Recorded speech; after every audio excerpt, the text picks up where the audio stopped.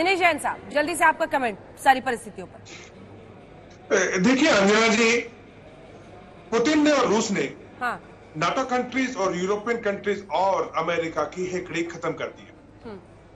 जिस हिसाब से लोग बच्चों की तरह गिड़गिड़ा रहे हैं, चाहे वो अमेरिका के जो बाइडेन हो, चाहे वो फ्रांस के राष्ट्रपति हो, जर्मनी के राष्ट्रपति हो, ब्रिटिश के प्राइम मिनिस्टर हो, सब के सब ऐसे कर रहे हैं। अमेरिका, रूस ने ये कर दिया, रूस आगे बढ़ गया, वो कर गया, कर कुछ नहीं पा रहे। यहां तक कि जो डोनाल्ड ट्रंप ने कहा कि जो पुतिन है, उन्होंने बहुत सटीक और ये कह लीजिए कि जीनियस गेम खेला है, जैसा अमेरिका करता था लीबिया के साथ में, इराक के साथ में, अफगानिस्तान के साथ में, वही गेम खेला।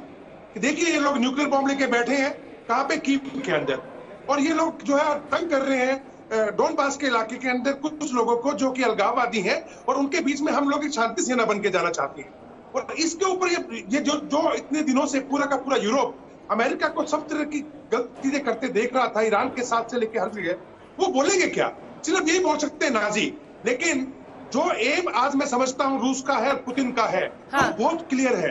अंजना जी देखिए, डोनबास का इलाका क्लियर करेंगे, वहां से लेके खास करके आपका जो डोनेट्स्क है, वहां से लेके अगर आप देखें मालडोवा तक का इलाका, ये पूरे का पूरा लैंड का एक कॉरिडोर है जो ब्लैक सी और सी ऑफ अजोवा के साथ लगता है।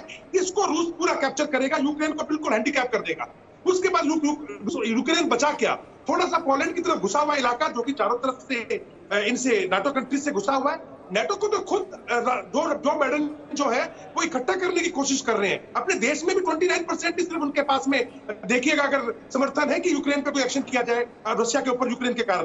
तो मैं कहता हूं ये छोटी मोटी ये एनर्जी के ऊपर या टेक्नोलॉजी के ऊपर या इनके बैंकिंग सिस्टम्स के ऊपर अगर ये छोटे मोटे ये अभी सैंक्शन लगा रहे हैं, तो इनको समझना चाहिए कि रूस के पास अंजना जी $650 बिलियन कैश पड़ा है, जिसमें से 16% यूएस डॉलर्स है, यूरोस है, येन है, गोल्ड है।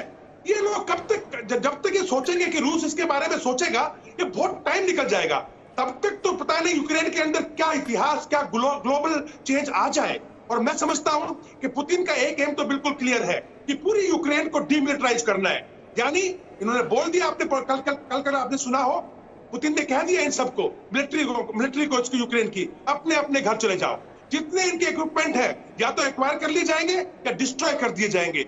यानी यूक्रेन को जो उकसाया गया अमेरिका द्वारा, यूक्रेन को जो उकसाया गया इंग्लैंड द्वारा, आज उसकी भरपाई जेलेंस्की एक तहखाने में घुसकर बार बार पुतिन से गुजारिश करके कर रहे हैं कि हमारे को जो है सुरक्षित छोड़ दिया जाए और हम बातचीत के लिए तैयार हैं। बातचीत के लिए पुतिन तैयार नहीं है।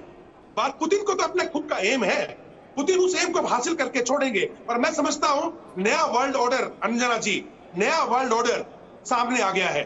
अब नाटो कंट्रीज हो या अमेरिका हो, उसकी हैकड़ी, हेजमनी या ये कह लीजिए कि उनका वर्चस्व खतरे में है।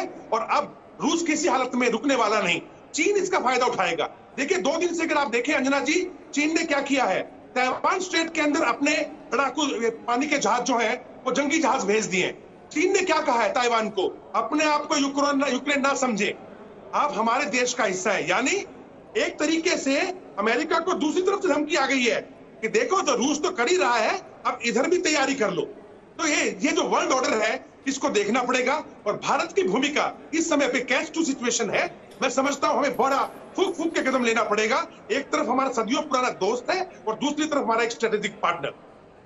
क्या करना चाहिए, आप क्या देखते हैं, भारत को क्या करना चाहिए? उसके बाद में आपका कमेंट होगा। मैं समझता हूं अंजना जी, देखिए जो परिस्थिति अभी चल रही है, इसके अंदर कल रात को जब जो बाइडेन ये छोटी मोटी और सैंक्शंस लगा रहे थे रूस के ऊपर, तो एक पत्रकार ने उनसे सवाल किया था कल रात को कि भारत के साथ आपके स्ट्रेटेजिक रिलेशंस हैं, आप उनके साथ में वेपन्स भी दे रहे हो, तो भारत आपके साथ खड़ा हो रहा है कि नहीं? तो जो बाइडेन का जवाब था, चलते चलते हमारी बातचीत चल रही है। लेकिन उसी समय पे हमारे जो प्रधानमंत्री है, उनकी बात पुतिन से होती है हमारे स्टूडेंट्स के बारे में।